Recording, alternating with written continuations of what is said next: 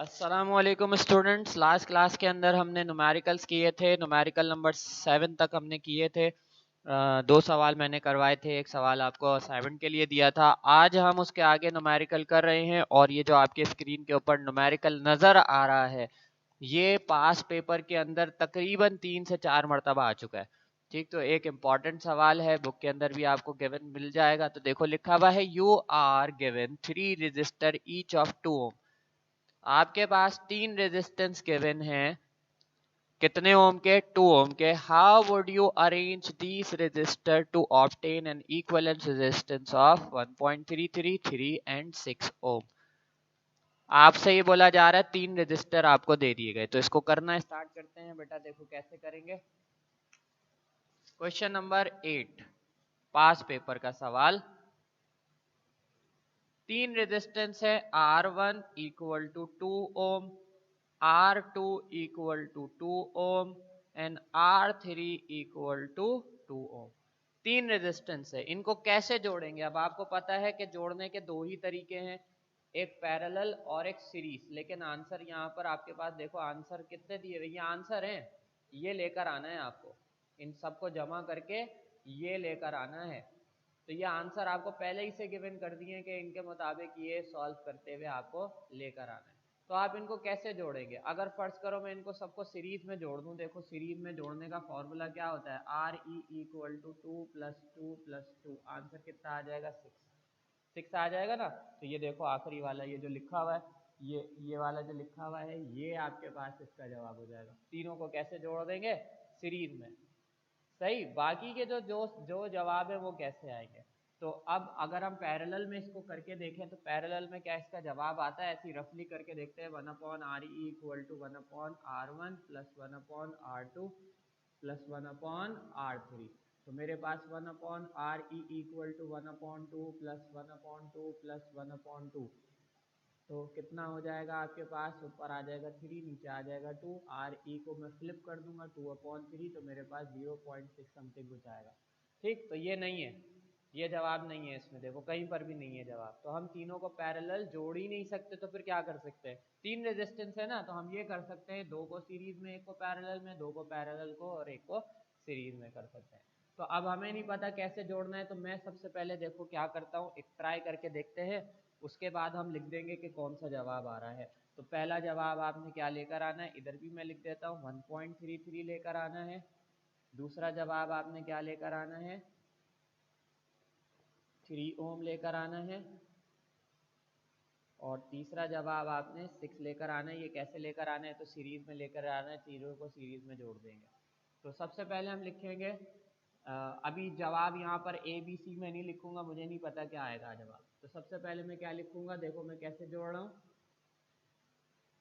2 को सीरीज में जोड़ रहा हूँ ऐसे, और 1 को किस में जोड़ रहा हूँ? पैरेलल में।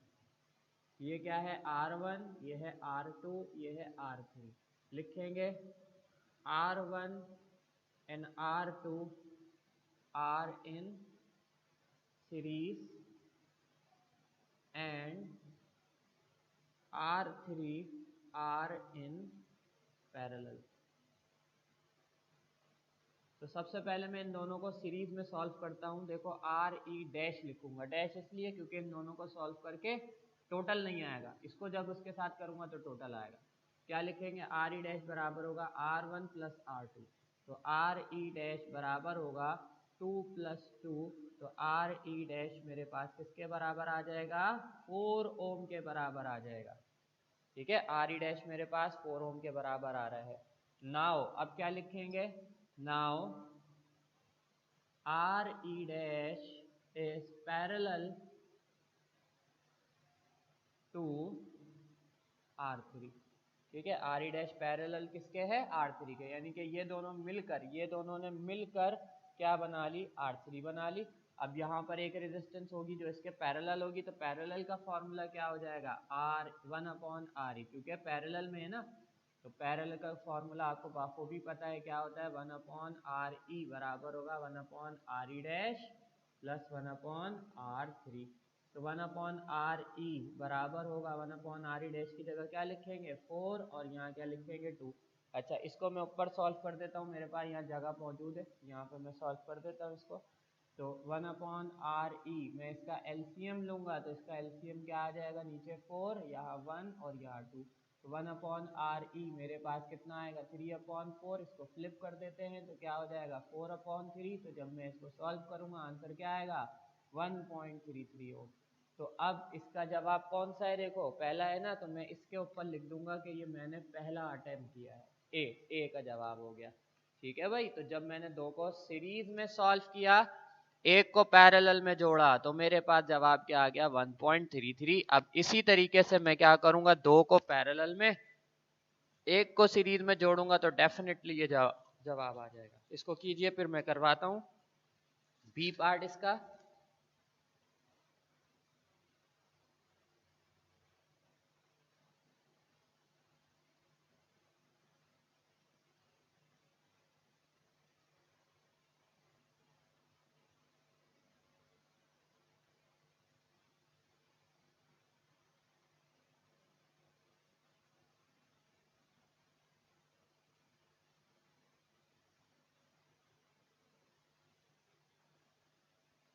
अच्छा, बी पार्ट करते हैं इसका। बी पार्ट तो हमें कंफर्म हो गया कि कैसे होगा। बी पार्ट क्या लिखेंगे, दो आपके पास कैसे होंगे, ऐसे पैरेलल, और एक क्या होगा, ऐसे सीरीज। तो इसको R1, इसको R2 और इसको क्या कह देते हैं, R3 लिखेंगे। R1 and R2 are in parallel. ठीक है, तो R1 R2 in parallel. Parallel का फॉर्मूला 1/RE डैश रखेंगे, क्योंकि दोनों को सॉल्व करके एक रेजिस्टेंस आएगी, फिर इसको इससे सॉल्व करेंगे तो टोटल आ जाएगी। तो RE डैश कितना होगा, 1/R1 प्लस 1/R2। तो 1/RE डैश बराबर होगा 1/2 प्लस 1/2। तो 1/RE डैश बराबर किसके हो जाएगा, आधा और आधा कितना होता है, 1 होता है ना, हाफ और हाफ प्लस कितना होता है, 1। तो ये 1 आ गया। तो आप इसको ऐसे लिख सकते हैं कि मेरे पास आर ई डैश जो है वो बराबर किसके आ रहा है, 1 ओम के। ठीक है ना, 1 ओम के आ रहा है। तो अब क्या लिखेंगे, now now R E dash and R3 are in series. किस में मौजूद है, सीरीज में मौजूद है। तो सीरीज में मौजूद है तो क्या कैसे करेंगे भाई, टोटल रेजिस्टेंस कैसे आएगी, लिखेंगे आर ई बराबर होगा are E dash plus R3। तो आर ई देखो आ गया जवाब, इसको 2 कर देंगे, आर ई कितना आ गया, 3। तो दूसरा जवाब देखो यहाँ लिखा हुआ है, दूसरा जवाब कितना आ रहा है, 3 आ रहा है। ठीक, तो जब दो को पैरेलल में, एक को सीरीज में रखा तो जवाब कितना आ गया, 3 ओम आ गया। अब आगे करते हैं बेटा इसको। इसका मैं कौन सा पार्ट करवाता हूँ, आपको सी पार्ट करवाता हूँ। उसको तो आपको पता है कैसे करेंगे, कि तीनों किस में रख देंगे, तीनों सीरीज में रख देंगे।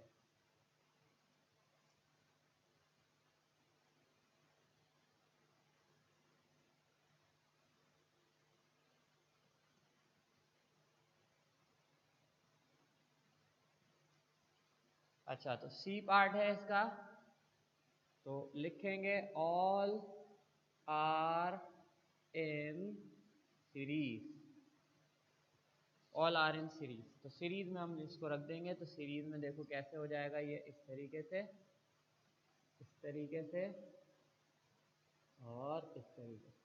डायग्राम बनाना भी जरूरी है इसका, R1 R2 और R3। तो टोटल रेजिस्टेंस का जो फॉर्मूला होगा, आर ई बराबर किसके होगा, R1 plus R2 plus R3। तो आर ई बराबर होगा 2 प्लस 2 प्लस 2। तो आर ई मेरे पास कितना आ जाएगा, 6 ओम।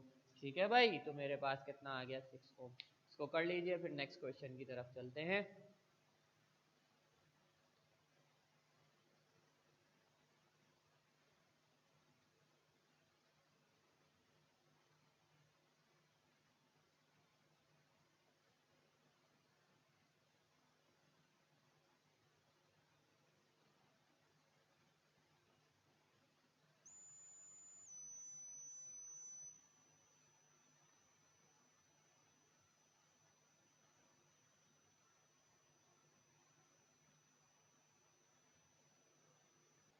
अच्छा बच्चों देखो नेक्स्ट क्वेश्चन हमारे पास यहाँ पर जो गिवन है उसको करते हैं। देखो सवाल आपके पास लिखा हुआ है a rectangular bar of iron is 2 centimeter by 2 centimeter in cross section area or and 20 centimeter long. What will be its resistance at 50 degree 500 degree centigrade? Alpha given है आपके पास और रेजिस्टिविटी रॉ गिवन है। तो देखो सबसे पहले हम इसका डेटा बनाएंगे।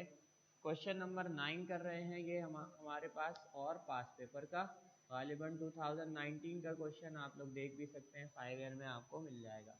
अच्छा जी, तो देखो लिखा हुआ है रेक्टेंगुलर बार ऑफ एरिया कितना गिवन है आपके पास 2 सेंटीमीटर बाय 2 सेंटीमीटर।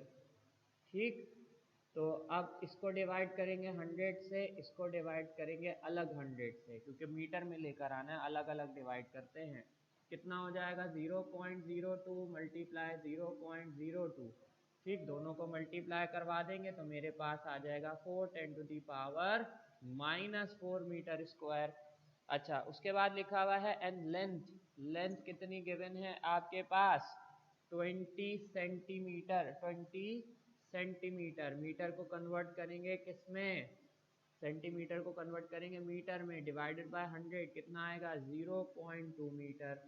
उसके बाद क्या गिवन है, मालूम क्या करनी है, रेजिस्टेंस मालूम करनी है आर टी किसके ऊपर 500 के ऊपर। उसके बाद अल्फा आपके पास लिखा हुआ है कितना है 0.0052। ठीक, केल्विन इनवर्स और रॉ गिवन है आपके पास 11 10 to the power -4 ohm metre. तो ये चीज़ें गिवन है बेटा आपके पास। तो इसके लिए फॉर्मूला क्या इस्तेमाल होता है, इसको लिख लो, मैं मिटाकर इसको करूँगा फिर।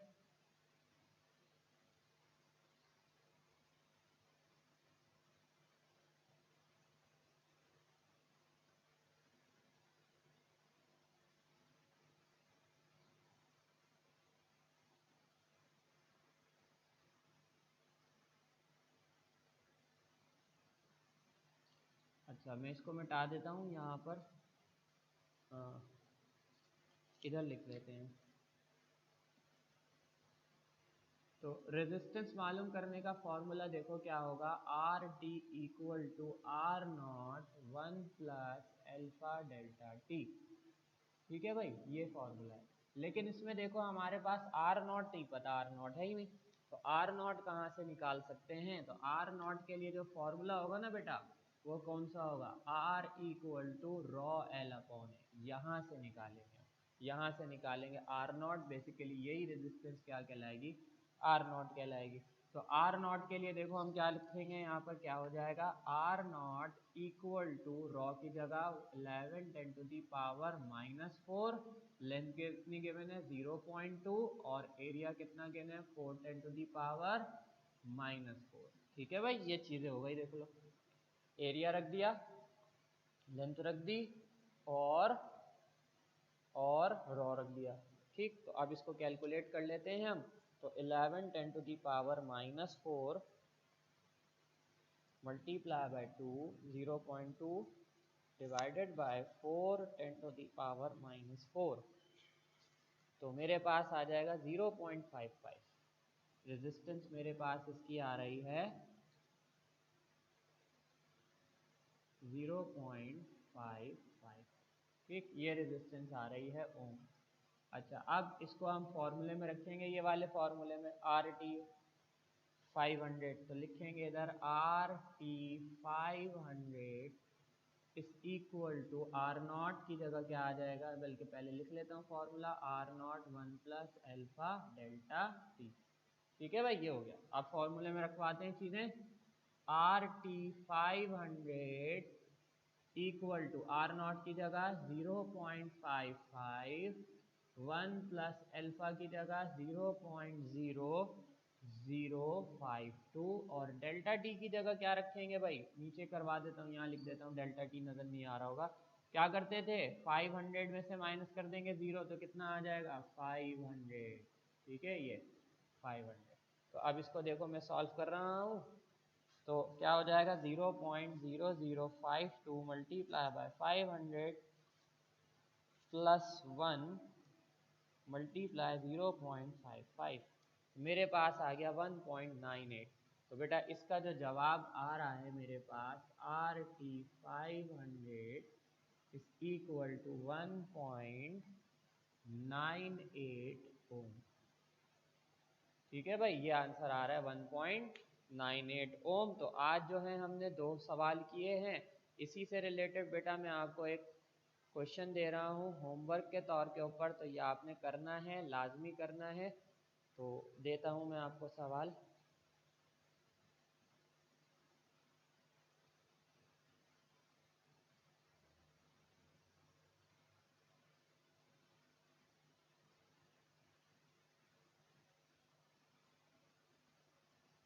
अच्छा, एक सवाल तो अभी मैं जो दे रहा हूँ आपको, ये बिल्कुल वही सवाल है जो अभी हमने किया है।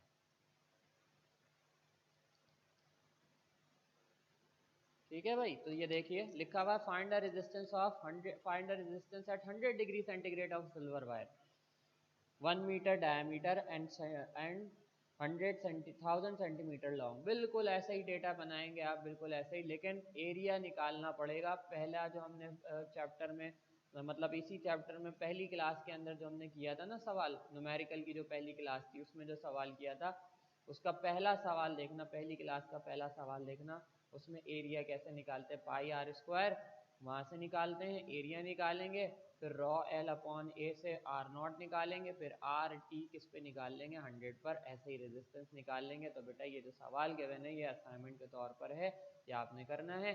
एक और सवाल दे रहा हूँ।